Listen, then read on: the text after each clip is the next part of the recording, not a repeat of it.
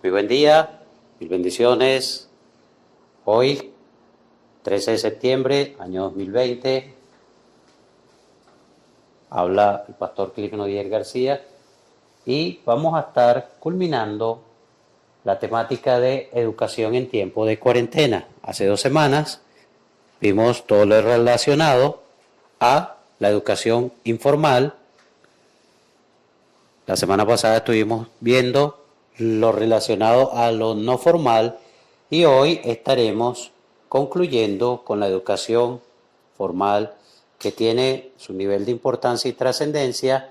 Sin embargo, deberíamos empezar por las otras que ya vimos y más de considerando la realidad en la cual se encuentra la influencia de la Iglesia ante la sociedad y ante las instituciones gubernamentales. Ahora, para tener un pequeño bosquejo mental, que necesito que por favor tengan allí, la educación formal toma en cuenta 3 elementos. El primer elemento son los docentes y aunque parezca mentira, es el elemento más importante. ¿Por qué? Porque es el que lleva a cabo el cumplimiento de la labor de enseñanza o de educación. Esa persona debe estar formada, capacitada, preparada. Es el deber ser. Aparte de eso, debería ser adecuadamente valorada, considerada, como en ciertas culturas donde los maestros, los docentes, son una de las personas con mayores ingresos y también son las personas más reconocidas a nivel social. Ahora, el otro elemento importante tiene que ver con lo que se va a enseñar. Algunos lo llaman pensum, algunos lo llaman currícula, otros lo llaman malla educativa. Creo que para eso, para nosotros lo importante no es cómo se llama, sino es lo que se va a enseñar. Porque lo que se va a enseñar va a ir determinando el proceso formativo de la sociedad que va a formar una cultura y esa cultura es lo que vamos a ir formando después por la labor de la educación. ¿La pillaron? Sí. Es decir, con la educación se forma una cultura. Ahora, cuando está establecida la cultura, el único medio para transmitir generacionalmente esa cultura o nueva cultura hay que hacerlo por medio de la educación. Obviamente, como ya hemos visto aquí, no tanto por la formal, sino por las dos anteriores, por la informal y por la no formal. Pero luego, lo importante de esto es que la educación formal es la que verdaderamente tiene mayor impacto en el área oficial, ante las instituciones, ante los países, de parte de una nación.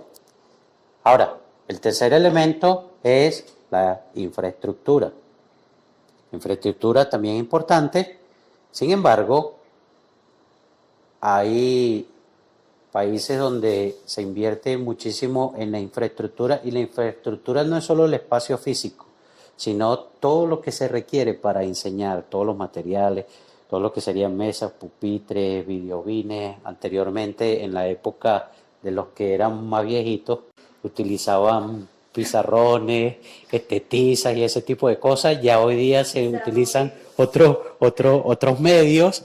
Ahora, eso tiene que ver todo lo que tiene con la infraestructura y el acondicionamiento, la biblioteca, todo ese tipo de cosas para poder investigar. Ok, ahora, de estas cosas vamos a tenerla en cuenta para después de hacer unos análisis, algunos países, entonces veríamos qué podemos nosotros analizar de allí. Entonces, comencemos con la educación en Israel en la antigüedad. Ya estamos buscando aquí los links. Entonces, vamos a estar viendo, como dijimos primeramente, la educación en el antiguo Israel. Y esto es para que tengamos en cuenta algunas cosas que obviamente la Biblia no especifica esto, pero esto lo especifica los que estudian todos los elementos contextuales que aparecen alrededor de la Biblia. Por ejemplo, aquí nos dice unas cosas interesantes, como por ejemplo, ustedes ven aquí fuente eclesiástico, porque aquí quiero aprovechar de hacer este inciso. Normalmente nosotros, los evangélicos, no tenemos una literatura seria. Buscamos 7 pasos para alcanzar la felicidad, 5 pasos para hacer la prosperidad, y resulta que las verdaderas temáticas importantes, como estas, uno busca algunos tipos de libros y tal vez estén escritos, pero tal vez con una teología alemana, con una teología española, con una teología bastante pesada y complicada para nosotros, y los que tienen, número uno, algunos estudios con relación a esto son la Iglesia Católica y son como bastante universales, ¿no? Entonces, aquí nos dice toda una serie de elementos hasta que llegamos donde dice la tarea de describir un sistema educativo para cualquier cultura es desalentadora, puesto que las culturas cambian constantemente. Es muy probable que la educación israelita experimentó muchos cambios durante la larga historia de Israel. Esto es específicamente cierto de las instituciones educativas que fueron afectadas probablemente por los cambios en la historia política en general. La educación que encontramos en la época de los jueces, siglo XII y XIII a.C., nunca siguió siendo la misma después de la época de los macabeos en el siglo II.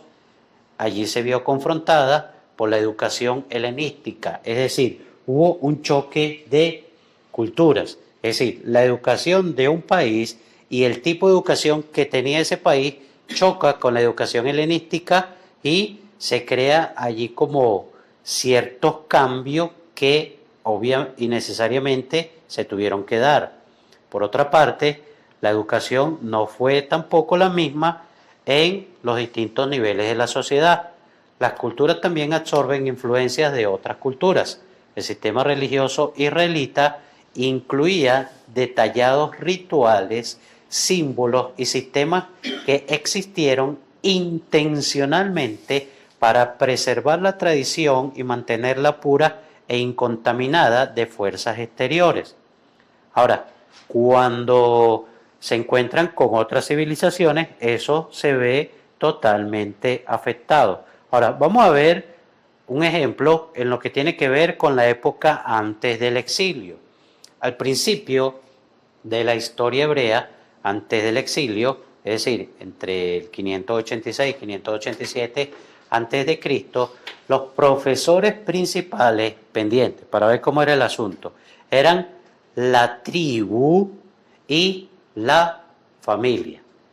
Aquí ya nos va diciendo que había un elemento totalmente diferente.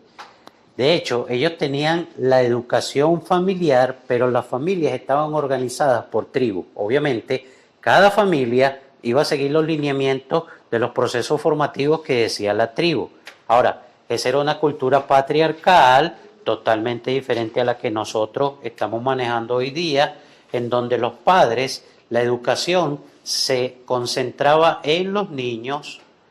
Los hebreos fueron originalmente tribus nómadas, nómadas quiere decir que se desplazaban de un lugar a otro, y la formación incluía la participación directa en las diversas ocupaciones agrarias.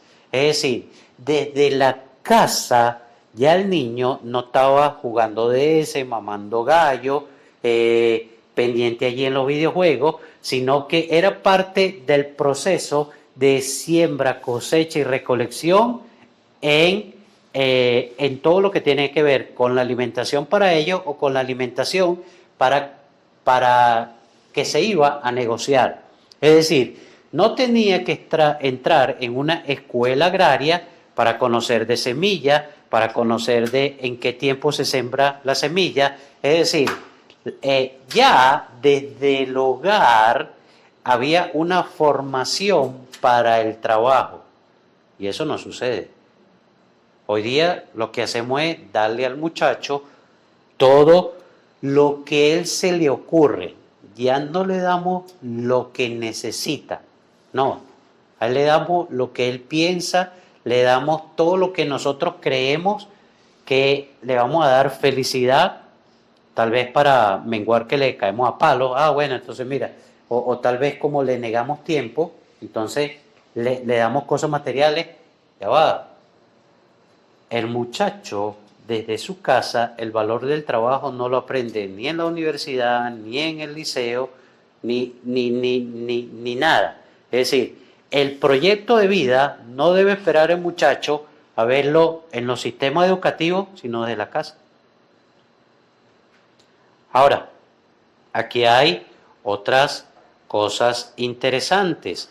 Fabricación de tiendas, fabricación de herramientas, pesca, es decir, eso es formación para el trabajo. No tenía que esperar a ir a un INSE. El conocimiento fue transmitido a través de generaciones a partir de narrativas contadas durante la larga noche alrededor de hogueras. Entonces vemos que la infraestructura tal vez es importante para el sistema formal, pero el sistema formal se nutría de lo que ya traía la gente de su sistema informal de educación. Ahora, también conversaban alrededor de pozos o en la casa y mientras hacían las tareas domésticas. Probablemente existieron en este periodo algunos establecimientos educativos, algunos artefactos arqueológicos en Mesopotamia, habían instrucciones sobre cultivo y en Sumeria incluían tratados de disciplina y diálogos escolares. Después fueron surgiendo oficios de sacerdote y profeta porque había algo particular. Sí, ellos lo heredaban familiarmente, pero deberían ser preparados por un sistema un poco más formal. Por ejemplo, estaba la escuela de los fariseos, estaban, obviamente este otro tiempo, ¿no? Pero así, cada escuela se iba formando por los distintos maestros que se iban estableciendo. Es decir, en la época, en una época, no de la que estamos hablando aquí, del preexilio, pero aquí en la época posteriores, habían dos grandes escuelas. Estaba la escuela de los fariseos y estaba la escuela de los saduceos. Y el sistema educativo formal no era una universidad, no era una persona, sino era un maestro con sus alumnos. Y estaba la escuela gamaliliana, es decir, la de Gamaliel, que seguían prácticamente todos los fariseos, y estaba la del Sadoc, el sacerdote Sadoc, y esa escuela tenía una idea de pensamiento diferente. Mientras que los fariseos creían que había resurrección y una serie de elementos, los saduceos no creían ese tipo de cosas. Es decir, ellos eran, no solo heredaban los oficios, algunos tal vez no cumplían ese requerimiento, recibían algunos nombramientos, pero necesitaban estar en una escuela para poder desarrollar sus labores. Ahora, vamos a ver en la época del exilio. Jerusalén fue destruida por los babilonios en 586 y 587, fueron deportados a Babilonia. Ahora, siguiente párrafo. La familia era todavía el primer centro de enseñanza en la tradición. Durante los 70 años que duró el exilio, los hebreos consideraban a los niños como un regalo de Dios y dedicaban su energía a educarlos. Es decir, la educación comenzaba en casa. Los padres eran responsables de conducta, eran los primeros maestros. Tanto el padre como la madre eran responsables, pero la responsabilidad principal en la cultura patriarcal recaía sobre el padre. Ahora, en cuanto a lo más formal, comenzó a emerger durante este tiempo que los niños aprendían a leer y a escribir, es decir, había un interés por la alfabetización, obviamente. Miren lo interesante, En el exilio es donde entonces se interesaban porque los niños aprendieran a leer. Es decir, estamos hablando de un pueblo de Dios. Se centraba en los niños, pero para ponerlo a trabajar. Y aquí es donde se introduce un proceso de alfabetización. Ahora, ellos lo hacían por medio de la Biblia hebrea, especialmente el Pentateuco, es decir, el libro con el cual leían no era con Coquito ni con Mi Jardín, sino con la Biblia. Ahora, en cuanto a la educación superior, procuraba un estudio más detallado de la ley, su práctica en definición. Las niñas ven que hay una separación entre la educación de niños, obviamente por la época, y la de las niñas.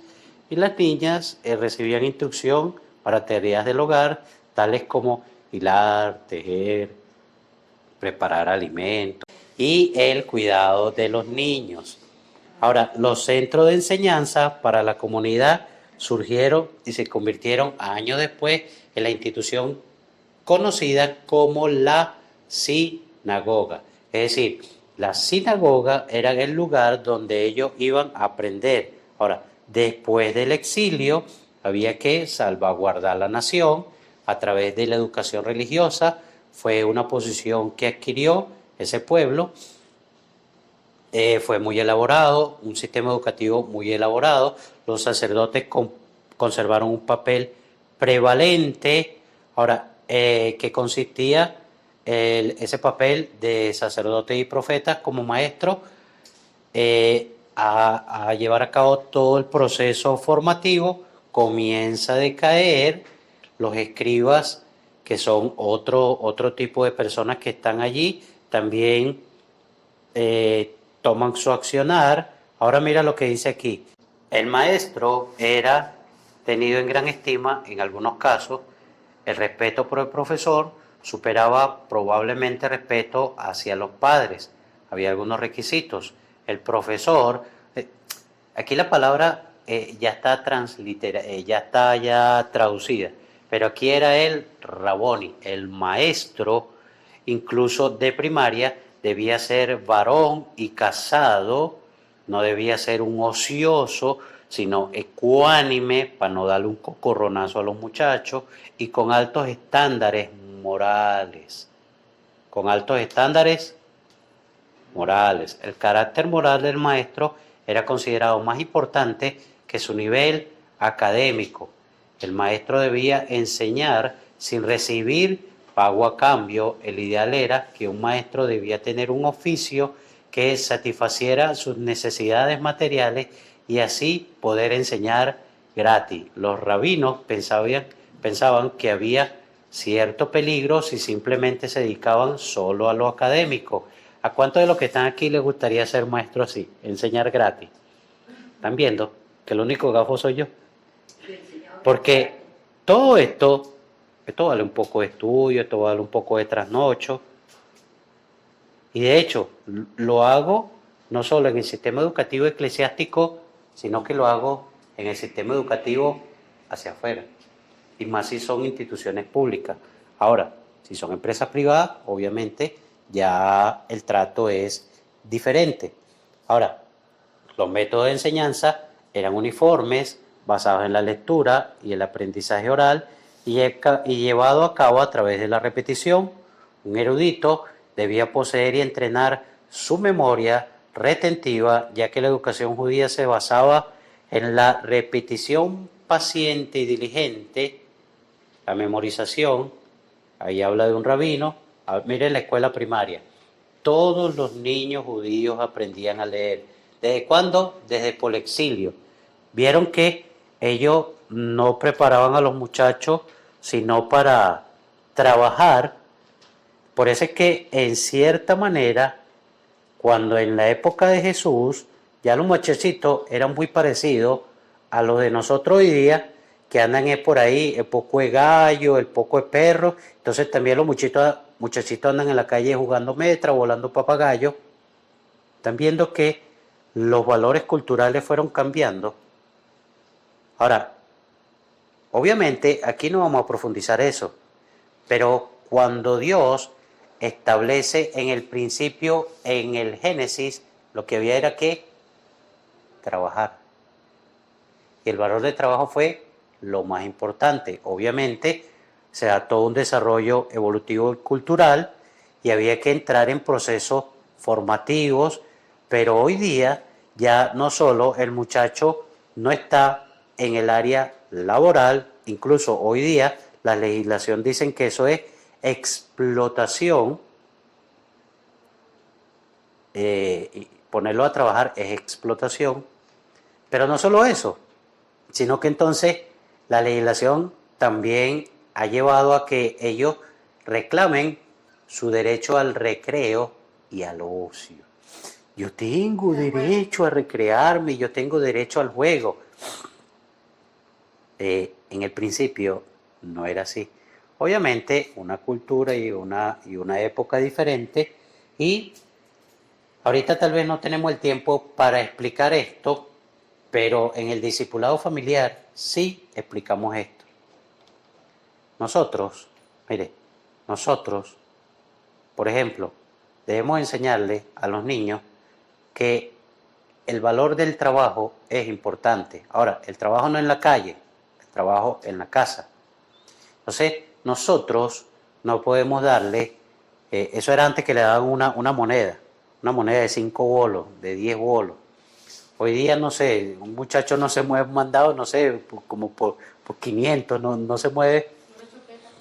Ajá, pero no sé, mira, no sé en qué momento nosotros empezamos a hacer una serie de cosas extrañas.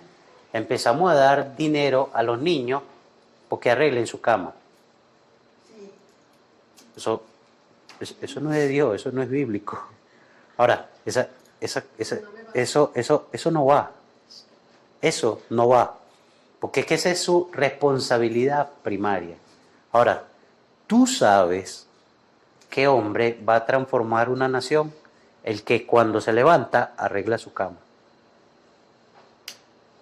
Si un hombre tiene grandes ideales, quiere cambiar al mundo entero y él no es disciplinado con él mismo, él no arregla su cama, él no limpia sus zapatos, él no tiene sus cosas ordenadas, esa persona no va a cambiar. Lo primero que tiene que cambiar es él. Entonces, he allí algunos elementos diferenciadores. Ahora, por razones de tiempo, que estoy viendo que la cosa está un poquito allí, vamos a ver ahora la educación en Israel. Cerremos ese, ajá, ok, perfecto, ciérralo. Educación en Israel. Ahora, este Israel es el Israel actual. Y aquí hay unos puntos interesantes. Hoy día, siglo XXI, la educación en Israel, dice, está dividida en 3 niveles. Obviamente, lo que nos interesa, la educación formal. Dice, la educación primaria, que consiste en los grados primero a sexto. Igualito a nosotros, ¿verdad? Aproximadamente entre los 6 y los 12 años, casi que igualito a nosotros.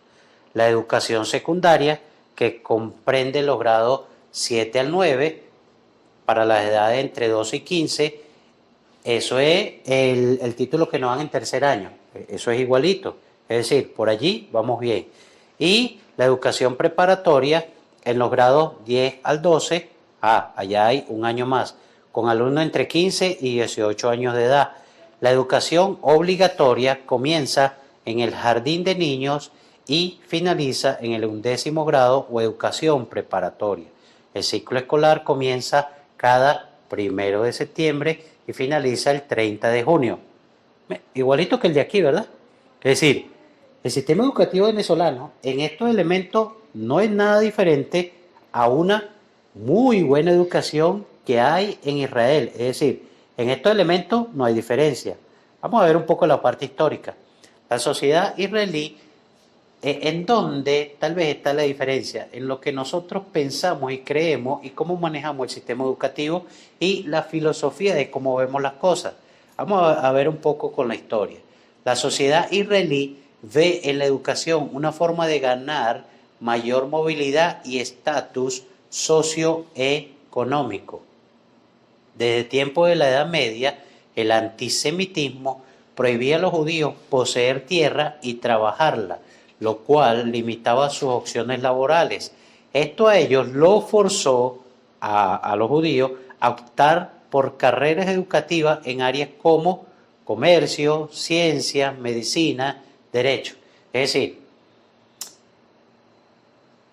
la sociedad le puso una traba a los judíos y ellos de dónde sacaban su sustento, sus recursos de la explotación de la tierra, siguiendo fielmente lo que decía la Biblia, que uno debía trabajar y cultivar. Ahora, eso les es negado, no podían comprar tierra. Ahora, el judío siempre ha sido judío, el judío no le trabaja a otro. Eso somos nosotros, que estamos con una mentalidad de trabajarle a otro. Pero eso sucedió hasta que, bueno, empezaron a caer los bonos. Entonces, no, mire, que yo gano más con los bonos que trabajando. Entonces, los entendimientos y las mentalidades es lo que va cambiando bastante las cosas. Ahora, y ellos se vieron obligados entonces a estudiar otras cosas, carreras comerciales.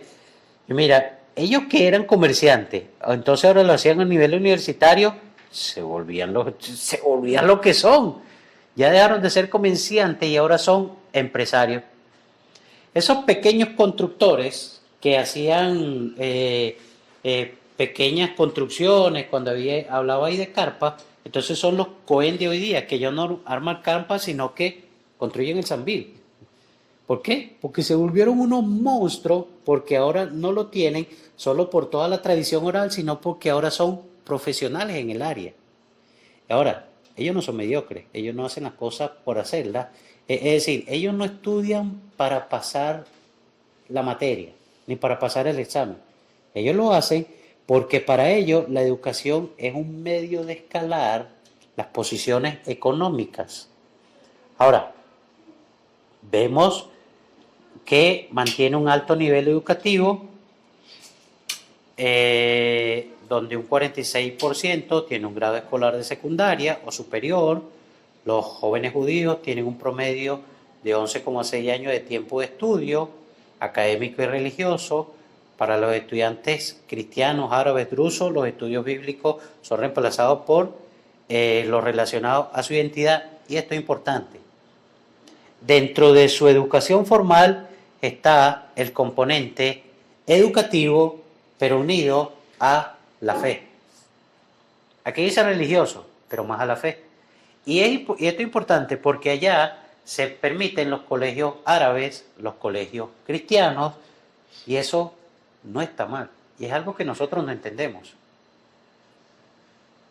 Y no lo entendemos porque nos ponemos bravos cuando se crea el Colegio Islámico Venezolano, pero es que nosotros no creamos nuestro colegio. Ahora, ¿por qué no lo creamos? Por esto que está aquí. Tal vez porque no tenemos los docentes preparados, tal vez porque no tenemos un pensum que se adecue y que no choque, pero tal vez tampoco tenemos la infraestructura, y si la tenemos, entonces no la vamos a poner para hacer una escuela. ¿O si la vamos a hacer? No sé, habría que ver. Ahora, las escuelas en el país, estado de la educación, súbela. Las escuelas en el país están orientadas a diferentes posturas. Hay escuelas públicas seculares, aquí dice, escuelas públicas seculares, las operadas por el Estado, las escuelas públicas religiosas, independientes, religiosas y árabes. Es decir, hay un sistema mixto en donde todos deben ser educados. Hay un examen Bagrut, esto es, ¿para qué? Esta es la prueba oficial de certificación académica de Israel. Habla de todo lo que es el sistema superior, y vamos a ver un poquito allí. Por ejemplo, dice, al terminar la educación secundaria, los estudiantes son llamados a cumplir con el servicio militar obligatorio. Eso también es algo importante. Aquí el servicio militar era obligatorio, lo que pasa es que servir aquí era todo un tema, ¿no? Hoy día, el servicio militar, aquí hubo cosas buenas, pagan, pero entonces ya no es voluntario. Ahora, el muchacho se termina de enderezar y de acomodar con este tipo de sistemas formativos, militares y todo ese tipo de cosas. Ahora, obvio, ¿quién va a ir al sistema militar obligatorio? Obligatorio es todos, pero si ya tú tienes un proceso formativo y dices, por ejemplo, mira, yo voy a estar aquí, pero yo quiero terminar mi bachillerato y yo quiero estar a la academia militar, eso es aquí, aunque en cualquier país del mundo, eso va a ser complicado. Pero si tú te lo mentalizas, ya entraste en una escala social diferente. Porque el sistema educativo en la Fuerza Armada, por ejemplo, una cosa es de los sargentos hacia abajo y otra cosa es de los oficiales hacia arriba. Entonces, si nosotros le hacemos ver a nuestros hijos de que estudiar es importante, eso tal vez ayudará a que ellos puedan hacer desde el área que están estudiando, que se están preparando, puedan construir cosas para la nación. Ahora, algunos manejan eso aquí, algunos no manejan eso aquí, pero hoy día vale la pena trabajar, vale la pena estudiar aquí en Venezuela. ¿Sí? Bueno, obviamente, cuando termine el mensaje, tal vez haremos algo allí de debate.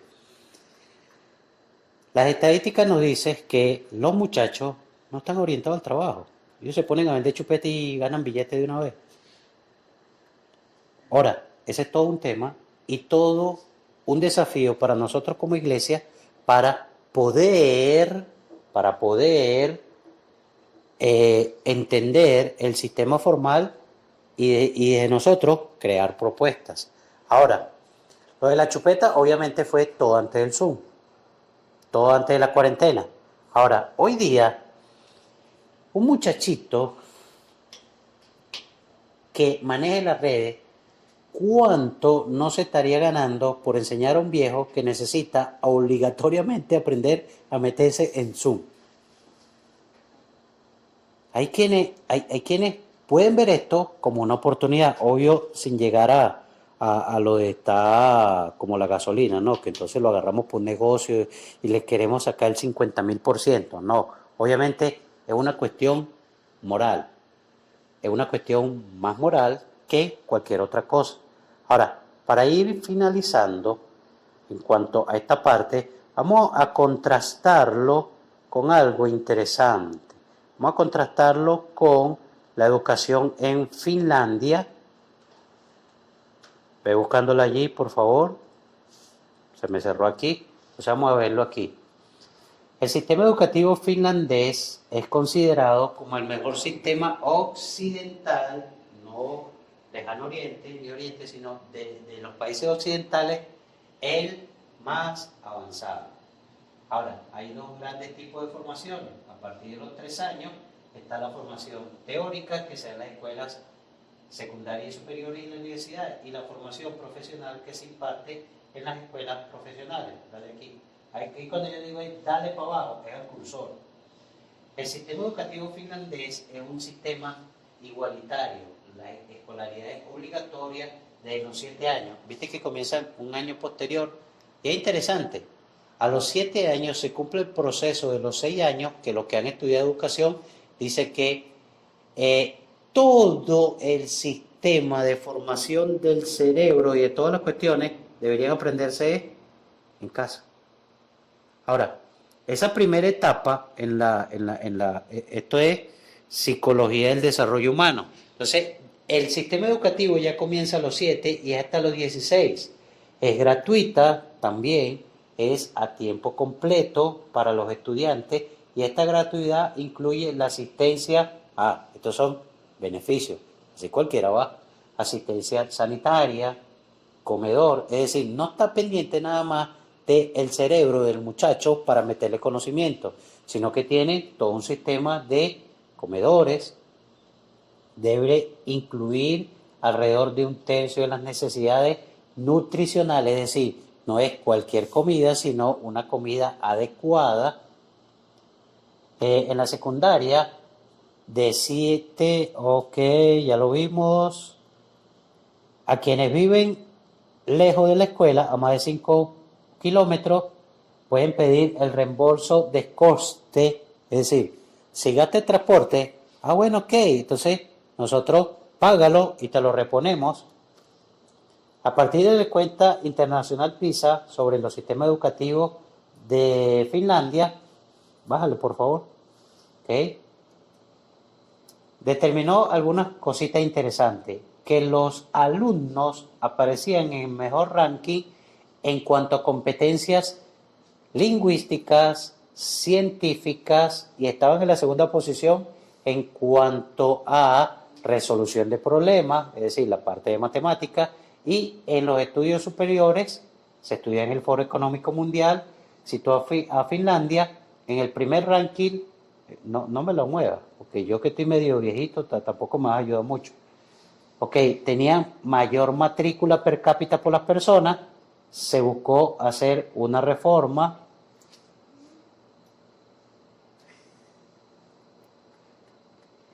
que contenía algunos elementos, y esos elementos, parte, son de estas cosas que están aquí. Dale, ve bajando, por favor. Ahora, vamos a ver la educación primaria. La educación primaria, mira, las clases son relativamente pequeñas. Y yo me di cuenta, y yo pude evidenciar esto. En las escuelas, incluso hay turnos mixtos, mañana y tarde. O sea, el muchacho está en la mañana y está en la tarde. Yo, Liceo 25 de Julio, yo estudiaba todo el día, obvio, por horario. Ahora, yo porque fui inteligente y saqué buenas notas, pero muchos muchachos terminaban en deserción escolar y muchos muchachos no salían bien.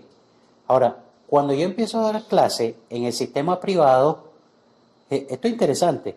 En el Vargas, yo di clase allí, entonces había unos estudiantes en la mañana y eran los estudiantes de la mañana. Y ellos terminaban viendo lo mismo que veía uno todo el día. Y iban otro grupo de estudiantes ya en la tarde. Es decir, no era necesario que las clases fueran tan largas. Entonces, nunca entendía en ese momento por qué tanto enredo y tanto merequetengue para darle a uno lo mismo que dan los colegios privados en la mitad del tiempo. Y los del colegio privado salían mejor. Obviamente yo no entendía. Ahora, cuando contrato con esto, ya me están cuadrando las cosas, ¿no? La diferencia no es que pagó, la diferencia es que tal vez hay un mejor sistema y es precisamente lo que nos toca analizar. Obviamente esa es parte de nosotros, le estoy trayendo esto aquí para que ustedes vean todas las cosas que hay que hacer para que la educación formal en cuarentena ahora necesita ser reencaminada. Vamos a ver la educación secundaria. Nos habla de la escuela superior secundaria, no obligatoria. Esto es interesante. ¿Por qué? Porque es que no todos los seres humanos son para ser profesionales. Eso es algo que a los mamás, a los papás le va a dar durísimo. Tal vez algunos gobiernos lo están entendiendo, pero los sistemas educativos son creados para gente que estudia. Los sistemas educativos no son creados para personas que no les gusta estudiar. Por eso es que deben haber pruebas vocacionales, pero bien realizadas, para ir determinando, bueno, tú vas a ser profesional. Me dijo, tú lo que vas a hacer es un excelente mecánico. Entonces se va a una escuela técnica profesional. Y debe ser política del Estado de que no haya mecánicos por allí de esos normales que hay. O sea, darle una formación media mínima, pero por política del Estado. Ahora digo esto, no es que yo esté de acuerdo con que el Estado sea el que rija la educación, porque el Estado no debería ser el ente rector. El ente rector debería ser una articulación de las distintas organizaciones sociales. Ok, bueno, Entonces vamos a ver cómo acordamos, Estado y nosotros, cómo acreditamos a los pastores, a los médicos, a los enfermeros. Y si quieres, tú crea unas PNF, planes nacionales de formación, porque tú tienes tus intereses, pero ya va, deja que los profesionales se formen y te contribuyan aquí a la nación en estas cosas. Lo que pasa es que mientras queramos controlar, eso va a ser todo un lío. Entonces, si aquí aplicamos un sistema mixto educativo, por eso traje el ejemplo de Israel. Israel no se pone bravo con que ella estudie ese poco de gente, porque tú sabes todos los beneficios que va a tener Israel teniendo gente allá estudiando. Y ellos van a contribuir con el sistema económico. Lo que pasa es que si nos ponemos a pensar en que no, y aquí, no, eso no nos va a traer ningún tipo de beneficio. Por eso lo importante es que no ideologicemos la educación. Vamos a ver algo en cuanto a los profesores. Cabe destacar que para ser profesor de primaria o secundaria es necesario tener, estamos viendo aquí en tiempo, es necesario tener un título superior de máster en magisterio, es decir, ni siquiera un licenciado. ¿Qué tal es para los maestros? Está suave, ¿no? Además, la labor del profesor es muy respetada y hay un alto nivel de competición entre los candidatos que desean acceder a dichos estudios. Vieron que la mentalidad es diferente. Aquí, mi índice académico no me da. ¿Qué vas a estudiar? Pues será educación.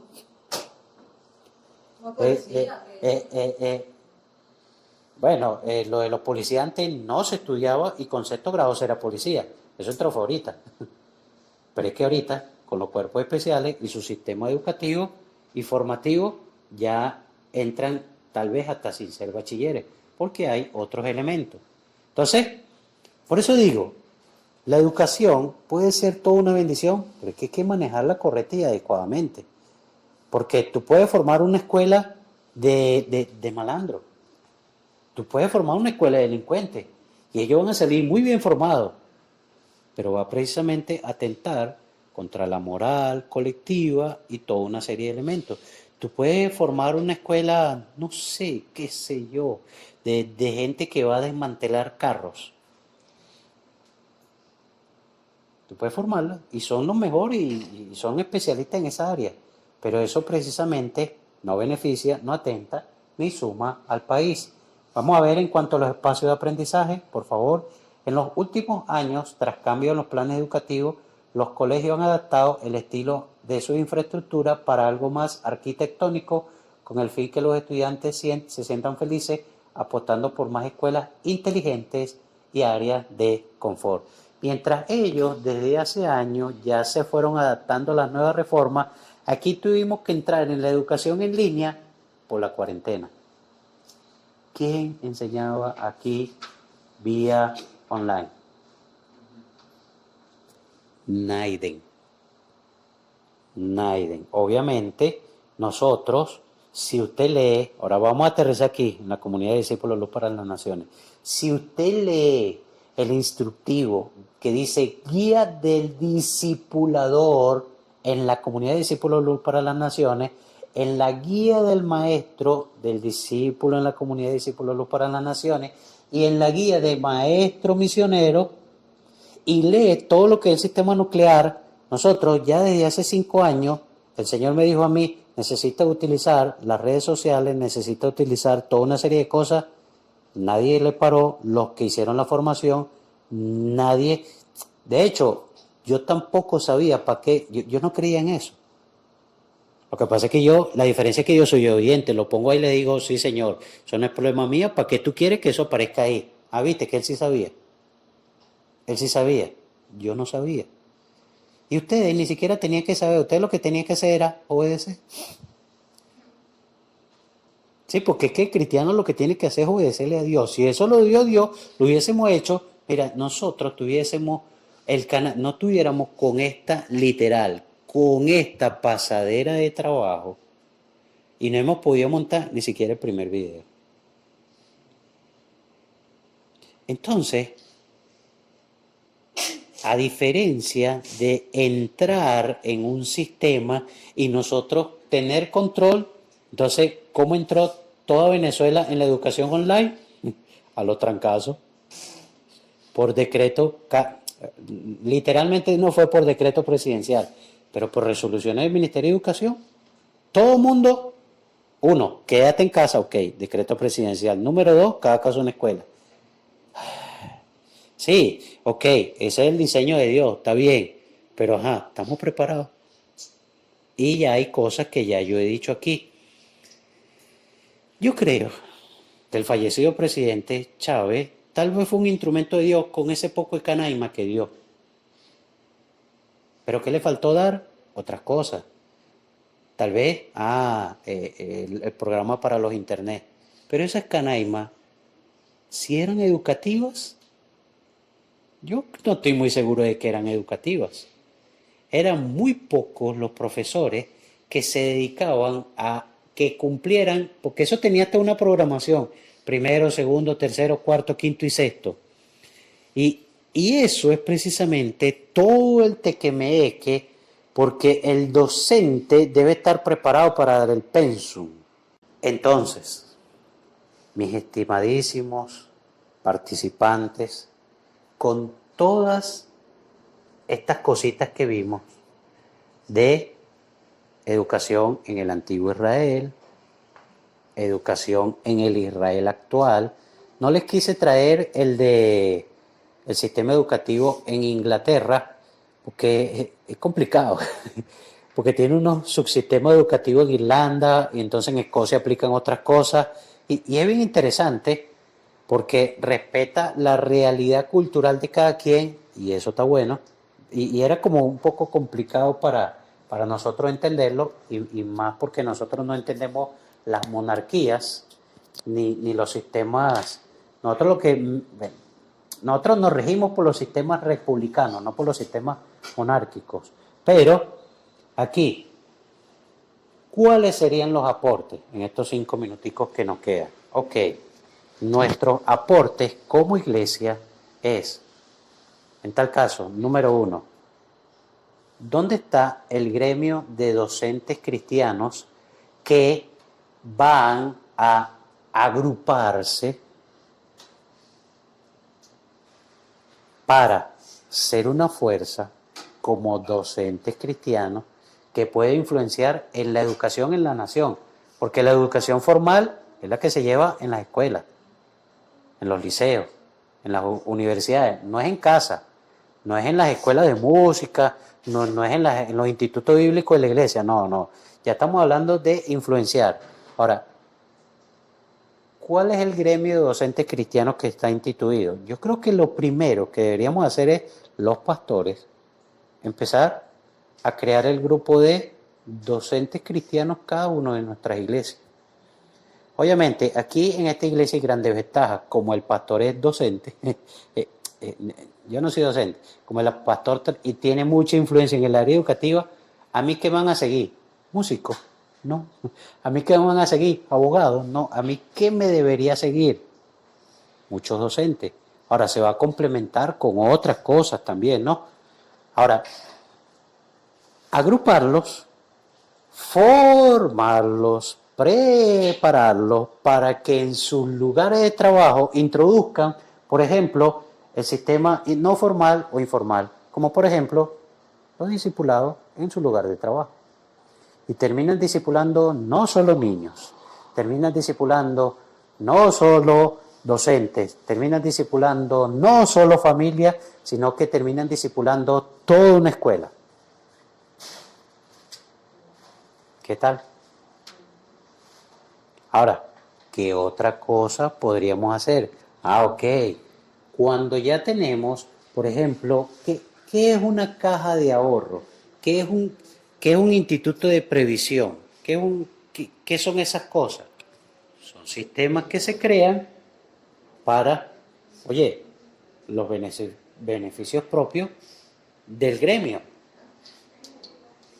Entonces, ¿qué tal si nuestros docentes crean un fondo con la ayuda de los pastores, de las organizaciones de los ministerios, Y entonces se crean esos grandes beneficios para ellos. Porque, ¿quién quiere ser docente hoy día? Alguien que cree en el sistema educativo. Alguien que cree en el proceso. Porque alguien diferente al proceso no va a manejar esto. Ahora, a mí no me interesa ni el proceso ni el no proceso porque esto no va a durar 100 años. Esto no va a durar 50 años. Ahora, yo, así como soy pastor de izquierdistas, de derechistas, los docentes deben enseñar a Raquel y todo aquel, sean de pensamiento izquierdista o derechista. O tú estás estudiando para médico nada más para curar a los chavistas. No, tú tienes que curar a todo. Entonces, esa mentalidad debe salir.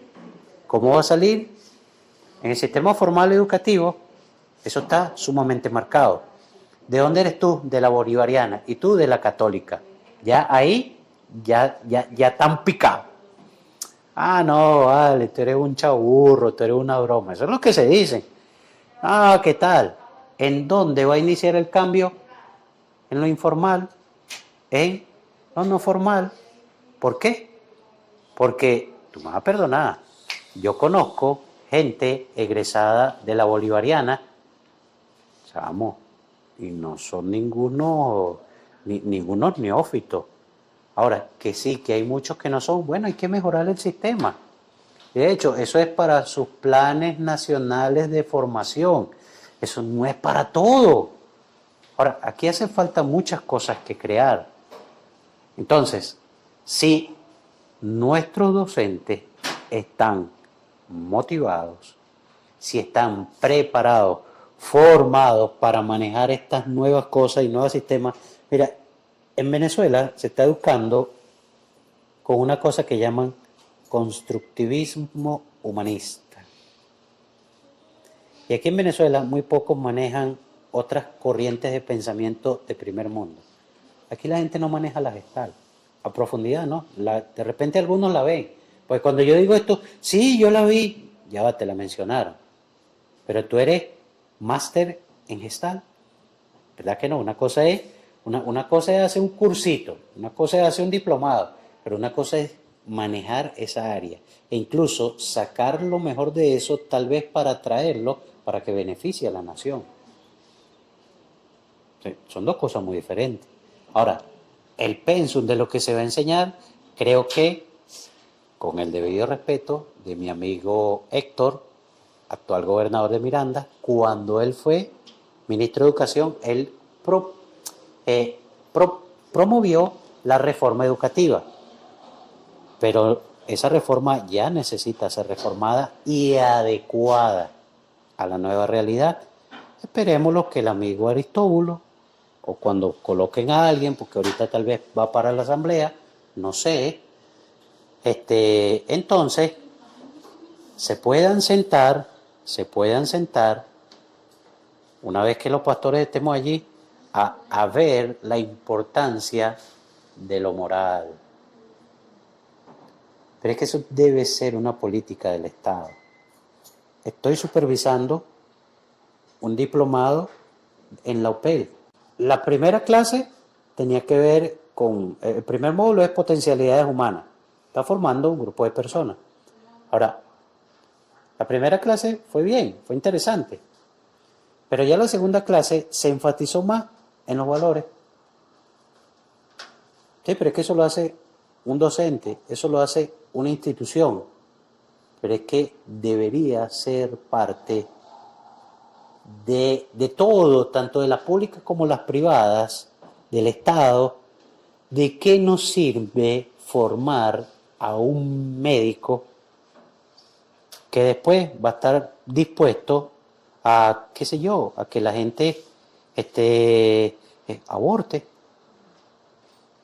¿O de qué nos sirve formar un poco de abogados si rompiendo muchos principios, entonces ellos, sabiendo que el tipo es culpable, entonces, bueno, con tal y a mí me paguen, soy un narcotraficante, pero a mí lo que me importa es que me paguen. Y entonces, ¿dónde está la moral? Porque es que este no es asunto de cristianos, de evangélicos, de maestros, no, este es que todos los gremios, los ingenieros, puede ser un tremendo y gran ingeniero, pero si no cumple las normas y no pone materiales de calidad, ese edificio se va a caer, ese edificio va a tener problemas. O sea, la educación debería tener un gran componente de los contenidos, pero debería también tener, como en esos países donde la parte de la formación de la fe, de la formación moral, tiene un peso importante. Y no un peso allí complementario solamente, un peso complementario solamente de relleno de una asignación de valores o algo así. En el área de infraestructura y en cuanto a la infraestructura, es todo un tema. Como dijera un pastor amigo, todo un desafío, pero creo que sí hay aporte. Y el gran aporte podría ser que ese eslogan deje de ser un eslogan. Toda Venezuela es una escuela. Toda la escuela, en la Villavicencio estaba allí. Digo eso porque nosotros funcionamos allí un tiempo. Decía, allí en el espacio de la escuela se reunía toda la comunidad una escuela, toda la parroquia una escuela.